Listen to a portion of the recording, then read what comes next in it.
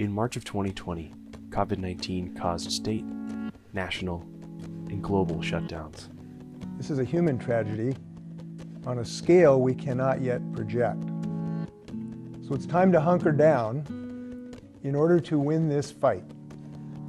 So tonight, I am issuing a stay-home order to fight this virus.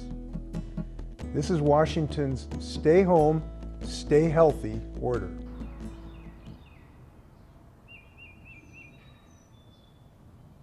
I am Keenan Wilkinson. I'm from Colorado, Fort Collins. I just moved to Washington, Bellingham, Washington. I go to Whatcom Community College. When I first got the email that school was going to be online, I seriously considered ending this school year and picking it back up next quarter.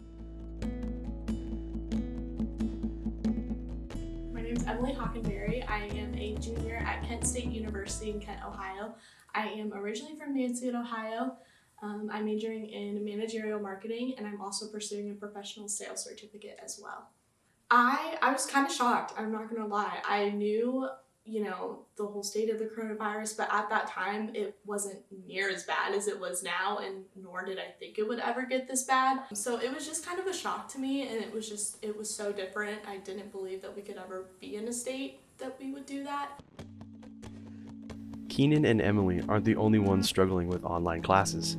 In a study done by the American Economic Review, they said that taking a course online instead of in person reduces student success and progress in college, and that students taking the online course earned roughly a C, while the students in an in-person course earned roughly a B-. So I'm Dr. Travis Cram.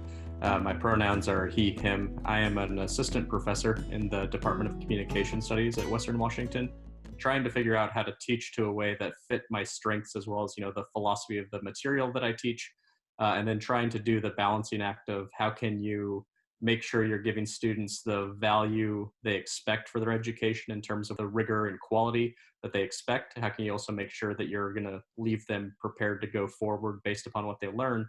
And at the same time, how can you deal with the just sort of facts on the ground that students are going to be more scattered, more stressed, less present, and than they've ever been before. Students sort of being a little frustrated with either overflow of communication or just one-way communication. And I think that specific crisis really highlighted for a lot of universities how they don't necessarily have a good channels of communications for students that could flow both ways, or that could be very clear and easy and flexible. One thing that we notice is sort of a lot of people say that they're sort of worse off in terms of their emotional and social well-being. The last 2 quarters, I was really successful because I was accountable. I went out of my way to sit in the front row.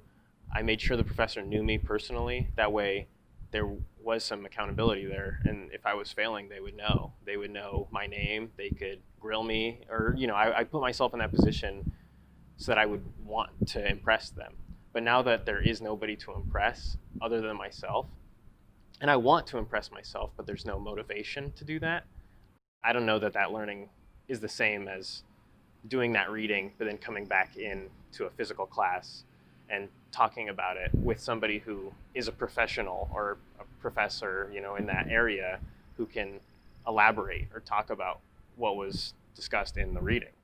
The resources that are available on campus compensate for inequalities in students' own backgrounds and in the resources of their personal lives or their families. A big part of being an instructor in a face-to-face environment is you're able to look for very subtle cues and little small pieces of information that students are unconsciously or consciously sending out all the time. In a lot of ways, the biggest challenge has been the absence created in a virtual environment as opposed to kind of anything else.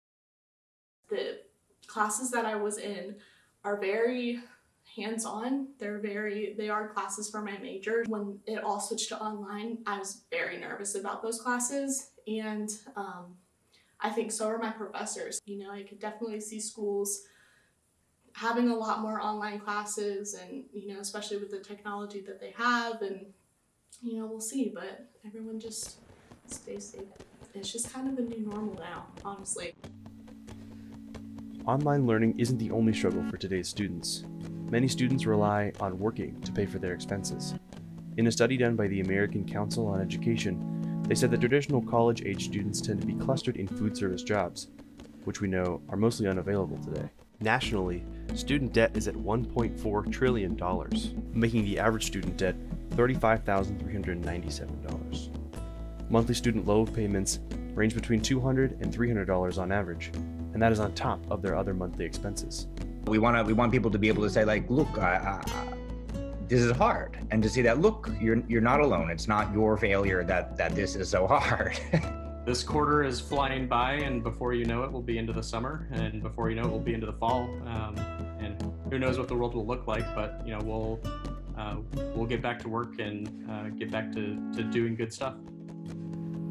It's going to be weird coming out of this virus and having jobs and buildings open back up, but being accepting of people and knowing that no matter what, we're all human beings in this together should bond us together, and we should